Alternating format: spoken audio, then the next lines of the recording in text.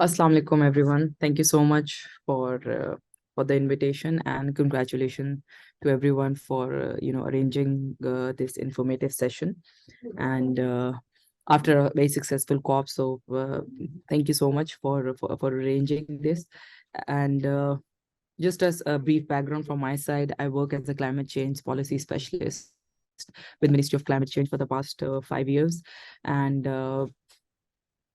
how this COP has been more successful for us than previous one. To be honest, this was the fifth one, but this had a different kind of a achievement we have achieved out of this COP. And Pakistan, the whole campaign for COP27 was on the basis of how vulnerable Pakistan is, and we come within the top 10 countries for the past 2 decades as most vulnerable countries. And very specifically, 2022 year has been very tough for Pakistan in many aspects, but more so for climate change. It started with a heat wave, then GLOF, then forest fires, and ended up with disastrous flood, which we all have know about, and have seen the damage it caused to Pakistan. So, and also as in the opening remarks, the colleague mentioned about the World Bank's report estimated that Pakistan will require around 348 billion in next 8 years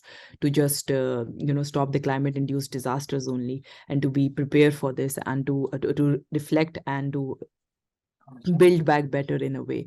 So this is a huge amount for a country like Pakistan, and we went with all this on our shoulders, and with a very huge responsibility, and under the leadership of Shri Rahman. I would say that not just because I work over here, but it was a very different experience, and she really have taken the flag of Pakistan in a very different way, where everyone was talking about Pakistan during the COP. And I've in the presentation as well, the biggest achievement, I will say there are three very big achievements, and all are coming under loss and damage. It started with that we managed, as a chair of G77 China, to include loss and damage on the agenda item of COP27 when the COP was started. So that was the first achievement we had on the first day. And then later on, we pushed all the countries, all the developed countries who were stopping this establishment of loss and damage fund to actually come to a consensus and agreement on this. This establishment was a great, in my opinion, was the greatest victory for Pakistan. And as a representation of G77 China chair, and also Pakistan, it was an important position at international negotiations, and the Pakistan presence at COP27 was greatly felt. Then the other, which was also mentioned in the presentation, was the Global Shield. Pakistan will be among the first recipients of the funding from a G7 Global Shield initiative. And this initiative, we were in discussion with G7 and Germany before going to the COP as well. And the Prime Minister himself on the 8th of November launched this, and we became one of the first pathfinder countries to receive the funds from this under loss and damage.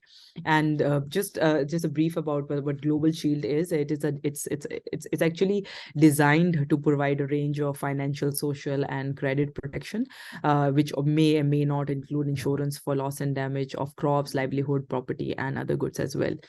And the pledges which came from the developed countries included 170 million from Germany, 20 million from France, 10 from Ireland, and then 7 from Canada, and 4.7 from Denmark for the loss and damage. And this fund, under this fund, we have already started working on 2 projects for Pakistan, where we are going to do the vulnerability assessments of different type of hazards in Pakistan, and on the basis of that, developing major big projects, how to deal with climate-induced disasters in the future, and to make Pakistan more resilient and more prepared for these kind of disaster, which unfortunately we do envision that will be coming more frequently than used to come before, because of the climate change situation at this point.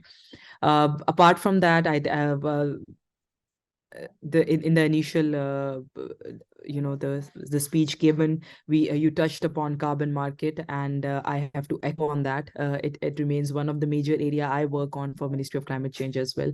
And this was a year where we actually ended up starting some really good initiatives before we were in discussion. So this is a way forward. When we talk about loss and damage, when we talk about adaptation, all this is very important, and most important for a country like Pakistan. But having said that, we have to see what will go on in the future. And in the future, we want those initiatives which are self-sustainable, where we can also generate our own climate finance and not look just for the developing countries to developed countries to fund us. So these are the mechanisms which will be playing a very significant role, both for our emission reduction as well, and also for generating revenue in the future, and getting benefits as well for Pakistan. We have several side events on our pavilion, on average 3 per day, from all the topics related to, loss and damage, climate finance, biodiversity, mangroves, Article 6, long-term strategies, gender, youth, dolphins, and like all the areas which biodiversity, anything which were near the which is related and cross-cutting with climate change. Migration was also one of them. So we had a couple of events and had representation from international donors and international different countries. People were also present, and some Pakistan experts. This was one of the biggest delegation which was taken, and for the first time this delegation had members from all the provinces, most of the provinces, and line ministries, and from different even senators and government as well. So it was more like a holistic approach this time was used. And then under Article 6, we signed several projects which were related to voluntary carbon market. One was with World Bank on compliance market, how to move forward with that. Then there was another for how to develop projects for voluntary carbon market and get benefits. That was directly by BMZ, the German government. And then we also had had discussion on long-term strategies. We talk about what we have to do now, what we have to do in 5 years, but we need to have strategies and policies in place to know what to do, what we aim to have after 30 years, or what we see ourselves after year 2050, because 2030 is the year where we talk about when you talk about under Paris Agreement. But how things are being so difficult and changing, it's important that we start thinking about the future beyond 2030 as well. So these were some of the areas. I can keep on going on, but I won't be taking a lot of your time. But just to touch upon, these were the major achievements, and hope that we in future as well we can achieve these kind of victories for Pakistan in future, where we actually not just the funds, we develop funds, but we actually able to gather finances. We make the global north, the developed countries, responsible for their historical emissions and pay for the vulnerable countries, because that's not what we these are the things we talk about. Climate justice, we deserve this. It's on the cost of their development is the climate change happened. But having that kind of rational, we should not fix on it as well. We should see that it's our house on fire, and we have to do certain things at our own level as well. So it's a mix of approach, and yeah, thank you so much for the invitation.